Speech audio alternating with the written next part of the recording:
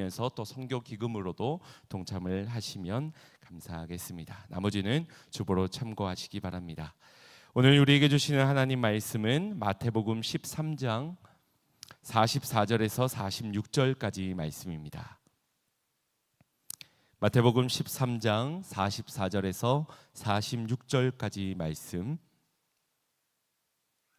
우리 한 목소리로 합독하겠습니다. 천국은 마치 밭에 감추인 보화와 같으니 사람이 이를 발견한 후 숨겨두고 기뻐하며 돌아가서 자기의 소유를 다 팔아 그 밭을 사느니라. 또 천국은 마치 좋은 진주를 구하는 장사와 같으니 극히 값진 진주 하나를 발견하매 가서 자기의 소유를 다 팔아 그 진주를 사느니라. 아멘. 아멘. 할렐루야. 오늘도 천국의 보화를 발견하는 저와 여러분이 되기를 간절히 소망합니다. 여러분은 어린 시절 저질렀던 작은 실수나 혹은 선택 중에 가장 후회가 되는 것이 무엇이 있습니까? 만약 그 시절로 돌아가게 된다면 절대 그렇게 하지 않을 것이다. 아마 이렇게 생각하는 한두 가지쯤의 실수나 선택들이 있었을 줄 압니다. 그렇다고 어른이 되어서 후회할 만한 일이 없느냐? 그렇지도 않습니다. 지난 날을 후회하면서도 또 후회할 만한 일을 만들고야 말지요. 그건 아마도 우리의 가치 기준이 오늘과 내일이 달라지기 때문일 겁니다. 지금은 그게 가장 귀해 보였는데 내일이 되고 또 미래가 되었을 때에는 그것이 그렇게 중요한 것이 아니었구나, 그게 정말 최고의 가치가 아니었구나 라는 것을 발견하게 되면서 우리는 후회와 아쉬움이 남게 되는 것입니다. 1950년대 초 전쟁의 그을림이 아직 여전히 남아있는 강원도 시골 마을에 상수라는 아이가 살고 있었습니다. 가난한 형편에 매일 굶주린 생활을 해야 했는데 어느 날 큰아버지가 서울에서 노란 고무신을 한 켤레 사다 주셨습니다. 난생 처음 받아본 새 신발이 어찌나 소중하던지 산수는 그 고무신을 너무 아까워 신지도 못하고 매일 늘 손에 붙들고 다녔습니다. 그러다 한날은 고무신을 더 깨끗이 하려고 개울가에서 이리저리 씻다가 그만 한 짝을 놓쳐버리고 말았습니다. 고무신은 물살을 타고 떠내려가 버렸고 상수는 두둥실 떠내려가는 고무신을 따라 무작정 내려갔습니다. 작은 개울은 어느새 큰 강으로 이어졌고 상수는 결국 길을 잃어버리고 말았습니다. 그날 이후 상수는 가족과 헤어져 고아 아닌 고아로 가족이 있음에도 가족이 없는 사람처럼 살아야만 했습니다. 그렇게 세월이 흘러 할아버지가 된 이 상수는 고향에 대한 그리움과 가족을 향한 허전함으로 쓸쓸한 노년을 보내다가 이 TV 프로그램 중 이산가족 상봉 프로그램에 우연히 나가게 되었고 이것을 시청하였던 친척에 의하여 50년 만에 가족과 다시 상봉을 할 수 있었습니다. 하지만 현실은 매우 냉혹했습니다. 어머니는 이미 세상을 떠난 지 오래였고 아버지는 치매에 걸려 다시 만난 이 아들을 알아보지를 못했습니다. 이분은 치매에 걸린 아버지를 부둥켜 안고 한참을 하염없이 눈물을 흘렸습니다. 여러분, 어린 시절에 단 한 번의 실수였습니다. 그것도 아무것도 모르며 저지른 잘못이었습니다. 하지만 그 잘못된 선택으로 인해 그는 평생을 후회하게 되었습니다. 참으로 가혹한 현실이지요. 그런데 혹시 우리의 인생에도 이와 같지 않습니까? 많은 사람들이 인생에서 소중한 것이 무엇인지를 잘 안다라고 생각하지만 실제로는 이 노란 고무신 같은 것을 붙잡으려고 애를 쓰며 살아갑니다. 사소한 것에 마음이 흔들리는가 하면 사실은 별것 아닌 것에 발걸음을 멈춰 세우고 기어이 내 생각을, 내 마음을, 삶의 선택을, 인생의 방향까지를 바꾸어 버리곤 합니다. 문제는 그것들이 별로 값이 나가지 않는 사소한 것들이어서가 아닙니다. 그것을 붙잡느라 정말 소중한 것, 값으로도 매길 수 없는 소중한 것을 놓칠 수 있다는 것이 큰 문제입니다. 한 어린아이가 해변에서 모래성을 쌓고 있었습니다. 하지만 파도가 오면은 쉽게 휩쓸려 버렸기에 이 아이는 모든 열심을 다하여서 이 모래성을 더 튼튼히 쌓아갑니다. 모래를 더 많이 쌓고 더 높이 올리며 물이 닿지 못하도록 막았습니다. 이 아이는 열심을 다해서 최선으로 모래성을 쌓고 지키느라 단 한 번도 고개를 들지 못했습니다. 그래서 눈앞에 펼쳐진 광활한 바다도 저 푸른 하늘도 제대로 보지를 못했습니다. 이런 아이의 노력에도 불구하고 모래성은 결국 무너지고 말았고 아이의 손과 마음에 그리고 기억에도 아무것도 남지가 않았습니다. 그런데 우리의 인생이 그럴 수 있다는 것입니다. 무너질 모래성을 지키느라 보다 고귀한 가치를 얻지 못하고 살아갈 수 있다라는 것입니다. 그 인생에 어찌 후회가 없을 수 있겠습니까? 우리는 인생에서 크게 두 가지를 붙잡을 수 있습니다. 하나는 사라질 것이고 하나는 영원한 것입니다. 고무신은 사라질 것입니다. 모래성도 무너질 것입니다. 그러나 오직 하나님의 나라만 영원합니다. 그래서 어떤 것과도 비교할 수가 없는 것이지요. 이 영원함의 가치를 발견한다는 것이 우리에게 얼마나 큰 복인지 모릅니다. C.S. 루이스도 이렇게 말을 했습니다. 우리가 예수를 믿고 얻게 된 가장 큰 축복은 천국을 소유한 것이다 라고 말입니다. 영원한 천국을 소유하는 복, 여러분은 이 복을 소유하셨습니까? 찰스 알 마쉬라는 분은 북아프리카의 이슬람권 국가인 알제리에서 선교를 하신 선교사님입니다. 처음 그 알제리의 땅을 밟았을 때 너무나도 낯선 문화와 환경, 또 복음을 배척하는 그 상황에서 쉽지 않은 시간들을 보내야만 했습니다. 하지만 복음의 구령의 열정을 가지고 계속해서 복음을 전하였고 기적처럼 7명의 아프리카 현지인들에게 세례를 베풀게 되었습니다. 그런데 그 기쁨도 잠시, 얼마 지나지 않아 세례를 받은 이 7명의 사람이 세례를 받았다는 이유로 이슬람 사람들에게 무참하게 살해를 당하고 말았습니다. 그리고 이 사실을 알게 된 찰스 알 마쉬 선교사님은 깊은 절망에 빠졌고 하나님께 울부짖어 기도를 드리게 됩니다. 하나님, 제가 세례를 베풀지 않았더라면 저 사람들은 살 수 있었던 것 아닙니까? 이래도 내가 복음을 전해야 되는 게 맞습니까? 그때 하나님께서 주신 응답의 말씀이 계시록의 말씀이었다고 합니다. 계시록 2장 10절 말씀, 네가 죽도록 충성하라. 그리하면 내가 생명의 관을 내게 주리라.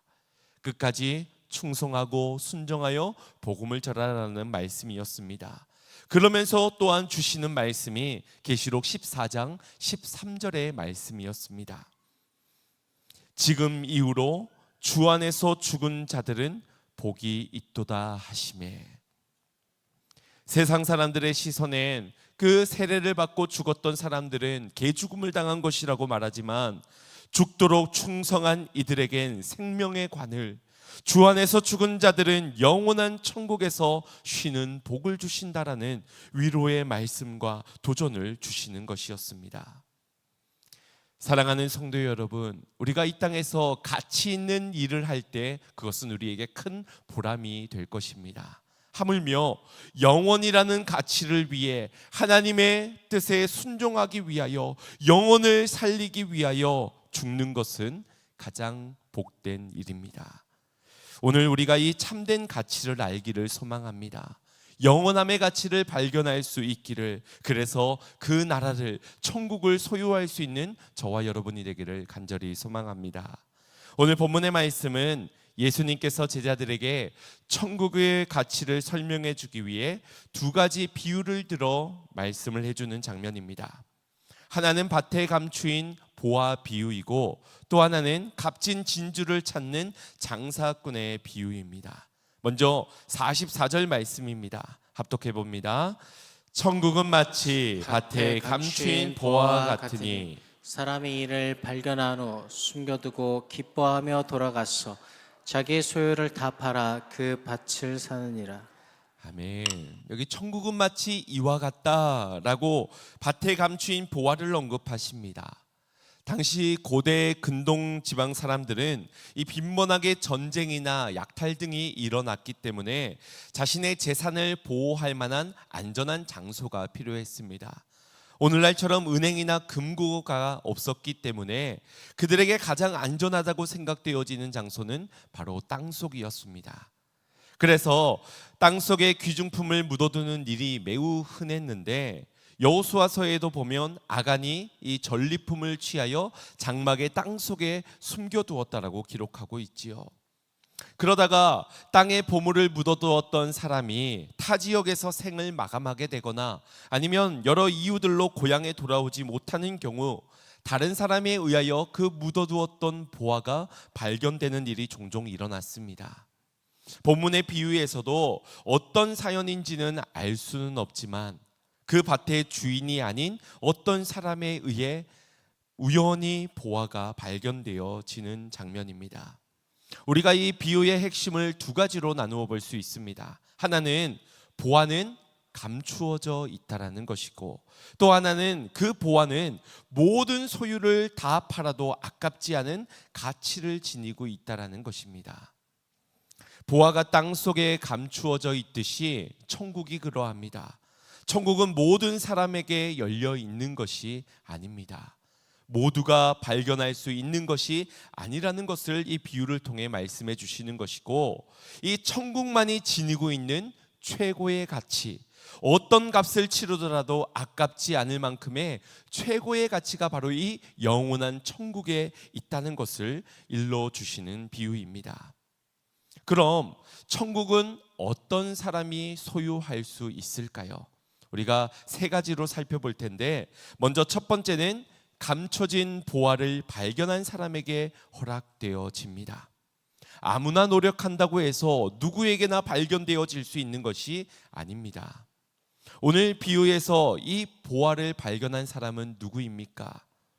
그가 어떻게 보화를 발견할 수 있었습니까? 정확히 알 수가 없습니다. 그 밭에서 농사 일을 하던 일꾼에게 발견된 것인지 아니면 우연히 그 길을 지나다가 급하게 용모가 마려워서 땅을 파고 이 변을 보기 위해서 찾게 되었는지는 알 수가 없습니다. 하지만 세상 말로는 엄청나게 운이 좋은 사람이고 우리 시선으로 보자면 엄청난 은혜를 입은 사람이라고 할 수 있습니다. 여러분 한번 생각해 보십시오. 이 사람이 보화를 발견하기 위해 무슨 애를 썼습니까? 어떤 노력도 어떤 애도 쓰지 않았습니다. 그저 우연히 발견되어진 것입니다. 그에게는 보화를 찾을 생각도 없었고 거기에 보화가 있을 것이라고도 상상도 하지 않았습니다. 그저 살다 보니 가다 보니 파다 보니 거기에 보화가 있었던 겁니다. 천국은 마치 그런 것입니다. 우리의 어떤 열심으로나 공로나 조건에 의하여 발견되어지는 것이 아니라 하나님의 자비하심으로 찾아오는 선물이요 발견되어지는 은혜라는 것입니다. 그래서 이 은혜를 발견한 사람이 천국을 소유할 수 있게 되는 겁니다. 그럼 두 번째로 천국을 소유하는 사람은 어떤 사람이냐? 천국의 가치를 제대로 아는 사람입니다. 보화를 발견했습니다. 우와! 소리 지르며 펄쩍펄쩍 뜁니다. 그런데 그 보화를 다시 묻어두고는 그냥 지나갑니다. 뒤도 돌아보지 않고 제 갈 길로 가고 그 밭을 살 생각도 없습니다. 그 사람은 그 가치를 제대로 모르는 사람이라고 말할 수 있습니다. 천국 좋은 건 다 알고 있습니다. 가고 싶은 곳인 것도 우리 모두가 아마 신앙생활을 하지 않는 분들도 이 천국 가는 것을 원할 것입니다. 하지만 그 가치를 모르는 사람에게 이 천국은 다시 감추어지고 숨겨지고 마는 것입니다. 반대로 가치를 제대로 아는 사람이라면 어떻게 할까요? 지금 집을 팔고 땅 팔고 냉장고 팔아 기어이 그 밭을 사고 말 거야. 그렇게 되고 마는 겁니다. 여러분, 이것이 대단한 것 같지만 가치를 안다면 당연한 선택이 아니겠습니까? 엄밀히 말하자면 이건 희생이라고 볼 수도 없습니다. 내가 그 밭을 소유하고 그 밭에 있는 보화까지도 취하기 위하여 내가 내 것을 판 것인데 그게 뭐 그리 대단한 희생이라고 말할 수 있겠습니까? 보다 나은 가치를 얻기 위해 덜한 가치를 포기하는 것은 매우 자연스럽고도 마땅한 것입니다. 우리가 주님의 나라를 소유하기 위하여서 무엇을 한들 그것이 희생이야 헌신이라고 어찌 말할 수 있겠습니까? 이것을 희생이라 헌신이라 보게 되면 그때부터 우리의 공로를 생각하게 되는 겁니다. 내가 이 교회를 위해서, 내가 주님을 위해서 얼마나 애를 썼는데 겨우 요 정도 가지고 어떻게 보상이 되어질까? 공로주의에 빠져버리고 마는 것이지요. 물론 이 비유 속에서 이 사람이 행한 행동을 보자면 도덕적으로나 윤리적으로 문제가 있다라고 지적할 수가 있습니다. 오늘날 실제로 이와 같은 일이 일어난다면 책임을 물을 수 있게 되지요. 그렇기 때문에 보화를 발견하면은 경찰서에 가져다가 두든지 아니면 이 밭 주인을 찾아가서 내가 이래저래 해서 보화를 발견했습니다 라고 하면서 사실관계를 확인하고 이 주인으로부터 어느 정도의 사례금을 받는 것, 그것이 옳다라고 말할 수 있습니다. 하지만 이 비유는 어떤 사람의 도덕적이고 윤리적인 문제를 따지기 위함이 아닙니다. 보화를 발견한 자라면 그저 반응하는 것이지요. 가져야겠다. 갖기 위하여서 내 모든 것을 팔아야 되겠다. 여러분, 천국은 누구에게 양보하고 양도할 수 있는 것이 아니지 않습니까? 천국은 침노한 자의 것이라고 우리가 차지해야 하는 그 가장 고귀한 가치가 아니겠습니까? 정말 그 가치를 안다면 어떤 값이려도 치르려 할 것입니다. 그것이 매우 당연한 선택이요, 후회하지 않을 수 있는 유일한 선택이기 때문입니다. 이 비유 속 사람과는 달리 마태복음 19장에 가면은 한 부자 청년이 예수님께 나와 영생의 길을 묻게 됩니다. 그러나 그는 예수님에게 하늘나라 복음을 들었지만 예수님을 따라가지 못합니다. 왜냐하면 자신의 많은 재산을 포기할 수가 없었기 때문입니다. 그에게 있어서 최고의 가치는 무엇이었습니까? 돈입니다. 물질이었습니다. 영혼에 대한 가치, 천국에 대한 가치를 모르면 이 부자 청년처럼 그저 슬피 근심하며 떠나가는 걸림돌이 되게 될 뿐입니다. 천국은 감추인 보화와 같아서 누구나 발견할 수가 없습니다. 또한 그 가치를 모르면 매우 인색한 마음, 억지로 나아가게 되고 자원하여 헌신하지 못하고 결국 소유할 수도 없게 됩니다. 발견되어지는 은혜가 우리 모두에게 있기를 간절히 소망합니다. 또한 그 가치를 알고 믿어지는 그 믿음이 우리 가운데 있기를 축복합니다. 뒤이어 나오는 값진 진주 비유에서도 동일한 맥락을 지향합니다. 45절 46절 말씀 합독합니다. 또 천국은 마치 좋은 진주를 구하는 장사와 같으니 극히 값진 진주 하나를 발견하며 가서 자기의 소유를 다 팔아 그 진주를 사느니라. 아멘. 값진 진주를 구하러 다니는 장수는 최고의 진주를 발견하고는 소유의 모든 것을 팔아 그 진주를 사게 됩니다. 이 고대 근동 지방에서의 진주는 최고의 부와 명예를 상징하는 것이었습니다. 또 당시에 이 진주는 페르시아 등의 이국의 땅에 가야지만 생산이 되어졌기에 좋은 진주를 찾기 위해서는 그렇게 먼 타국을 가서 구할 수만 있었습니다. 이 장수는 가장 값진 진주를 찾아 먼 길을 떠나왔고 오랜 시간 수고 끝에 마침내서야 비로소 진주를 발견할 수가 있었습니다. 앞서 말씀해 주신 이 밭의 감추인 보아의 비유와 이 두 번째 진주의 비유가 다른 점이 있다면, 보아는 우연히 발견되어지는 것이었다면 이 진주는 그 진주의 가치를 알고 최선을 다해서 찾아갔다는 것의 차이점이 있습니다. 보아는 예기치 않은 상태에서 찾아온 기쁨을 얻게 되었다면, 이 진주는 찾으려고 애를 쓰고 헌신하고 노력해서 얻은 기쁨이라는 차이가 있습니다. 우리가 신앙생활을 하면서 이 두 가지의 기쁨이 반드시 필요합니다. 우리가 예수님을 알고 신앙생활을 시작하게 되었습니까? 아마도 교회를 다니다 보니 신앙생활을 이렇게 하는 거다, 그래서 하다 보니 어느 순간 은혜가 찾아왔고 참 구주 되신 예수 그리스도를 믿어지는 믿음이 생기게 되었을 겁니다.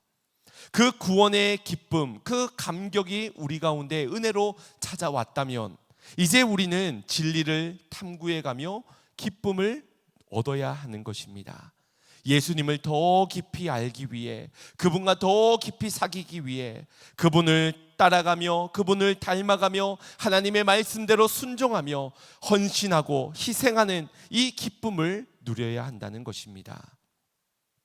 이 두 비유에서 인물들은 최고의 기쁨을 얻기 위해 얻은 기쁨과 또 얻어질 기쁨을 사모하면서 모든 소유를 팔아 지불합니다. 천국은 어떤 사람이 소유합니까? 마지막 세 번째입니다. 전부를 팔아 그리스도를 얻는 사람이 바로 이 천국을 소유할 수가 있게 됩니다. 우리가 천국을 소유하려 한다면 반드시 값을 지불해야 합니다. 하지만 많은 신앙인들이 은혜는 그냥 거저 주어지는 것이 아닙니까? 라고 말하며 값을 치르려 하지 않습니다. 믿음의 여정을 가면서 어떤 손해도 어떤 희생도 하지 않으려 한다는 것입니다. 과연 이것이 보화를 발견한 사람이 맞습니까? 그 진주의 가치를 아는 사람이 맞다라고 할 수 있겠습니까? 물론 은혜는 값없이 거저 주시는 것이 맞습니다. 그러나 믿음이 아무 희생 없이, 아무 행함 없이, 순종 없이 증명되어지는 법은 없습니다. 죄인된 우리가 값을 치루어 그 천국을 소유할 수 있다. 물론 이것도 아닙니다. 죄인된 우리가 값을 치른다고 천국을 얻을 수는 없습니다. 그래서 예수 그리스도께서 이 땅에 오셔서 우리를 대신해 십자가에 죽으신 것입니다. 그분의 피값으로 우리가 죄 사함을 얻게 되었고, 우리가 이제 감당해야 할 값이 있다면 내가 이 땅에서 사랑했던 모든 것 전부를 버리고 주님을 선택하는 것입니다.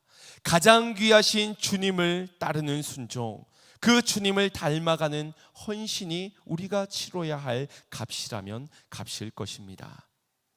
사랑하는 사람과 결혼하기 위해 사랑의 세레나데를 부르고 온갖 몸짓을 다해 구애를 합니다. 결혼을 위해서, 그 사람과 하나 되기 위해서.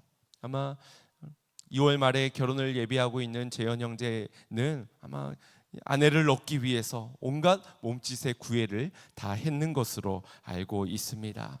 너무 귀한 자매를 만났더라고요. 신앙적으로도 목사님 딸이기도 하고 교회에서도 오랜 세월 또 헌신하기도 하고, 그래서 야, 뭐가 좋아서 재현 형제를 만났나 물어봤더니 이렇게 말이 너무 잘 통하고 신앙적인 부분들도 잘 맞아지고, 그런 부분에서 배우자의 감이라고 확신을 했다고 합니다.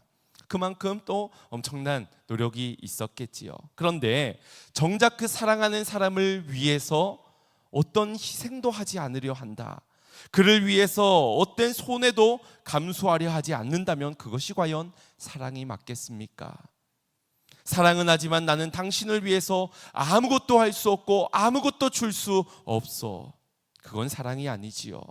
그런데 우리의 모습이 그렇지 않습니까? 주님 사랑합니다, 천국을 사모합니다 하면서 이 세상의 것, 나를 위한 것, 내 성공과 유익을 더 사랑하고 사모하며 붙잡아야 할 주님의 손은 정작 놓고 있는 것은 아닙니까? 바울은 다메섹 도상에서 예수님을 만난 후 그의 인생의 가치 기준이 완전히 뒤바뀌게 되었습니다. 더 이상 이전과 같이 살아갈 수 없게 되었습니다. 그런 그가 어떻게 고백을 합니까? 빌립보서 3장 7절에서 9절까지의 말씀입니다. 합독합니다. 그러나 무엇이든지 내게 유익하던 것을 내가 그리스도를 위하여 다 해로 여길 뿐더러 또한 모든 것을 해로 여김은 내 주 그리스도를 아는 지식이 가장 고상하기 때문이라. 내가 그를 위하여 모든 것을 잃어버리고 배설물로 여김은 그리스도를 얻고 그 안에서 발견되려 함이니 내가 가진 의는 율법에서 난 것이 아니요 오직 그리스도를 믿음으로 말미암은 것이니 곧 믿음으로 하나님께로부터 난 의라. 아멘. 아멘. 이 바울의 진실한 고백에서 그는 억지로 버렸다, 어쩔 수 없이 버렸다라고 말하지 않습니다. 그렇다고 내가 이만큼이나 희생했다고 생색을 내지도 않습니다. 왜냐? 그가 그 버리고 얻은 것이 바로 그리스도였기 때문입니다.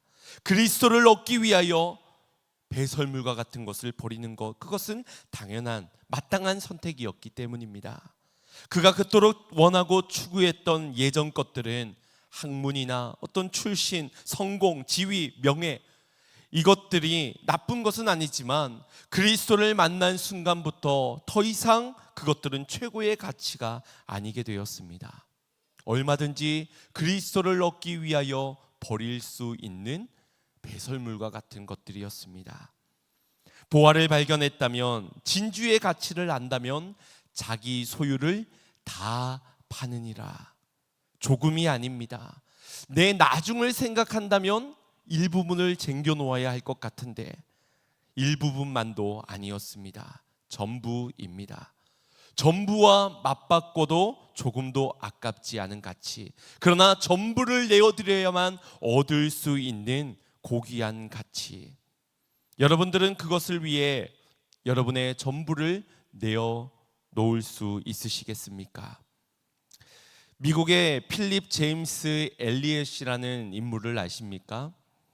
엔드 오브 더 스피어라는 창끝이라는 영화 주인공입니다. 그는 휘튼 대학의 수석으로 졸업할 만큼 젊은 시절부터 촉망받는 인재였습니다. 졸업하면은 여러 회사들에서 이 사람을 스카우트해가기 위해서 혈안이 되어 있을 정도로, 그러니 안정된 생활과 미래가 보장되어져 있는 그런 청년이었습니다. 그랬던 그가 졸업과 함께 부와 명예 대신에 남미 에콰도르의 여러 원시인들에게 복음을 전하는 선교사의 길을 선택하게 됩니다. 사람들은 그의 선택을 보면서 하나같이 어리석은 선택이라고, 바보 같은 선택이라고 그를 만류하였지만 그는 이렇게 고백을 하였습니다. 영원한 것을 얻기 위해 영원하지 않은 것을 버리는 자는 결코 어리석지 않다. 굉장히 유명한 말이지요. 다른 사람들에게는 보이지 않는, 그러나 그에게는 확실히 드러나 포기할 수 없었던 가치를 선택했던 것입니다. 1956년 그는 4명의 동료들과 함께 선교지에 들어갔다가 후아 오라니 부족의 전사들에 의해서 창에 찔려 순교를 당하고 맙니다. 당시 그의 나이가 29이었습니다. 매우 꽃다운 나이인데 세상으로 보면은 철저한 출신의 재능 있는 그가 미래까지도 포기한 어리석은 자라고 하겠지만 그는 영원한 가치를 선택한 사람이었습니다. 하나님 나라의 가치를 발견하고 그 나라를 소유한 사람은 죽어서 거하는 거처만 달라지는 것이 아니라 이 엘리에처럼, 짐 엘리에처럼 이 땅에서 살아가는 삶에도 확연한 구별이 되어지게 됩니다. 확실히 다르게 됩니다. 생각이 다르고 시선이 다르고 선택이 다르고 말과 행동 모든 것이 다릅니다. 예수님을 얻었는데 어떻게 삶이 구별되지 않을 수 있겠습니까? 예수님이 내 안에 있는데 내가 그분 안에 거하기를 사모하는데 어찌 그 삶이 일반 세상 사람들과 동일할 수 있겠습니까? 짐 엘리엇의 아내인 엘리자베스 엘리엇은 이 남편이 사망한 후에 깊은 절망에 빠졌지만 이내 그 슬픔이 하나님으로부터 위로를 얻고 다른 선교사들과 함께 남편이 순교했던 그 후아오라니 부족을 찾아가 선교 사역을 계속 이어나가게 됩니다. 어떻게 그럴 수 있을까요? 그녀의 선택을 사람들은 이해하기 어려웠습니다. 하지만 그녀의 선택을 사람들은 더 이상 어리석다, 미친 것이다 라고 하지 않았습니다. 왜냐? 세상 사람들도 인정하는 고귀한 가치를 그녀가 보여주었기 때문입니다. 좋은 진주처럼 확연히 드러난 가치가 이 땅에는 있습니다. 사랑이 그렇습니다. 용서가 그렇습니다. 섬김과 나눔, 배려와 양보, 이와 같은 것들은 이 땅에서도 인정받는 고귀한 가치입니다. 그러한 가치를 추구하며 선택해야 하는 것이 우리 그리스도인이고, 그러한 선택을 할 때 세상도 인정하고 칭송을 하게 될 것입니다. 아들을 죽인 원수까지 양자로 삼았던, 그래서 사랑의 원자탄이라는 별명까지를 얻었던 손양원 목사님을 기억하지 않습니까? 그분은 우리 신앙인들에게만 존경을 받는 분이 아닙니다. 일반 세상 사람들도 그분을 알고 그분의 높은 고귀한 가치를 추구했던 인생을 대단하다고 지켜 세웁니다. 그분은 원수만 사랑한 것이 아니라 한센병 걸린 환우들을 친히 찾아가 그들을 병간호하고 치료해 주었습니다. 하나님 앞에 기도를 드리기에, 하나님, 차라리 내 코가 썩어서 없어져 냄새를 맡지 못하게 해주십시오. 그렇다면 이 한센병우들에게 더 가까이 다가가 저들을 치료해 줄 수 있기 때문에 그와 같은 기도를 드렸다고 합니다. 세상 사람들의 눈에는 어떻게 그럴 수 있을까? 감탄이 나오게 됩니다. 그분이 추구하는 그 고귀한 가치가 얼마나 귀하고 위대한지를 이 땅의 세상 사람들도 알기 때문입니다. 사랑하는 성도 여러분, 우리의 삶도 진정한 가치를 안다면 이와 같이 구별된 삶을 살아야 할 것입니다. 똑같을 수 없습니다. 주일날 교회 가냐 안 가냐, 밥 먹을 때 기도하느냐 안 하느냐, 그것으로 구분되어지는 것이 아니라 정말 영원한 가치를 발견한 자답게 모든 것을 다 팔아 그리스도를 얻고 생명을 위하여 헌신하고 희생하고 나누고 사랑하고 용서하는 그런 사람이 되어야 할 줄로 믿습니다. 참된 가치를 안다면 그것을 나중으로 미루지 마시기 바랍니다. 발견한 지금이 기회요, 선택할 수 있는 지금 이 순간이 우리에겐 은혜인 것입니다. 전부를 들여 천국을 소유하게 된다면, 모든 걸 내어드리고 그리스도를 얻을 수만 있다면 우리는 훗날 반드시 이와 같은 고백을 하게 될 것입니다. 내가 잃은 것보다 얻은 것이 훨씬 더 크다라고. 모든 걸 들여 영원한 가치를 붙잡고 소유하고 살아가는 구별된 그리스도인이 되시기를 주님의 이름으로 축원드립니다. 우리 주신 말씀 생각하시면서 찬양의 고백 올려드릴 때 함께 다 같이 자리에 일어나시어서 믿음의 결단을 주님 앞에 고백했으면 좋겠습니다. 나의 만족과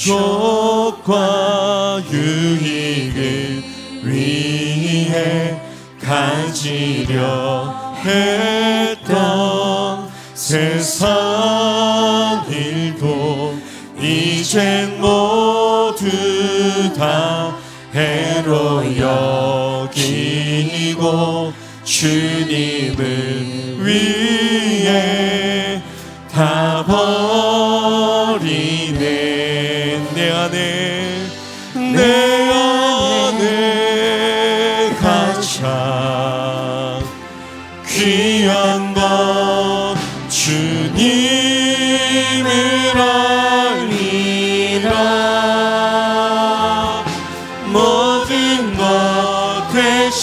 사랑하며 의와 기쁨 내신 주 사랑합니다. 부활의 능력 체험하면서 주의 고난에 동참하고 주의 죽으심 본을 받아서 그의 생명의 장애 내 안에 가장 귀한 것 주님을 알미라. 모든 것 되시며 의와 기쁨 되신 주 사랑합니다. 내 안에 가장 내 안에 가장 귀한 것 주님을 알미라. 모든 것 되시며 의와 기쁨 되신 주 사랑합니다.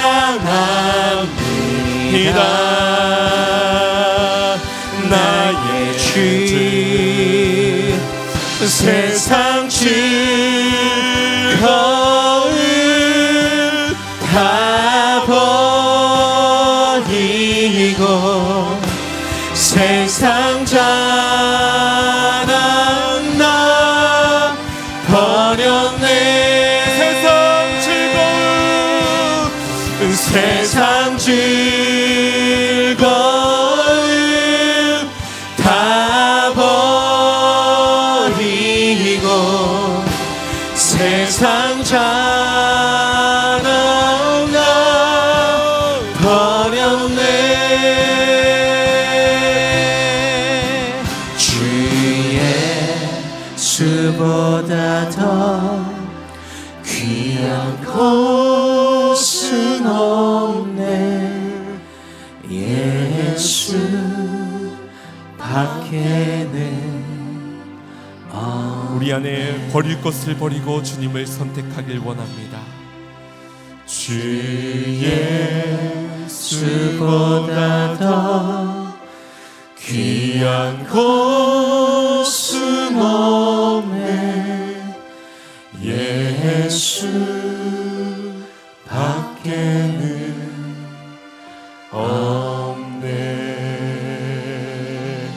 함께 기도할 때 오늘 비유로 들려주신 이 비유를 통하여 우리에게 깨닫게 하여 주시는 것, 주님 이 천국을 발견하는 은혜를 우리에게 허락해 주신 줄로 믿습니다. 다만 이 가치를 모른다면 아버지 이 땅을 위하여 모든 것을 전부를 내어드릴 수 없을진데, 우리가 그 고귀한 가치를 인정하면서도 우리 안에 배설물과 같은 것을 버리지 못하는 우리의 욕심을, 우리의 믿음 없음을 주님 용서하여 주시옵소서. 전부를 버려 주님을 얻는 자, 그리스도를 얻는 자, 천국을 소유하는 자가 되게 하여 주시어서 이 땅에 구별된 가치를 가지고 구별된 삶을 살아갈 수 있는 그리스도인이 되게 하여 주시옵소서. 우리 함께 주여 한번 부르짖고 기도하겠습니다.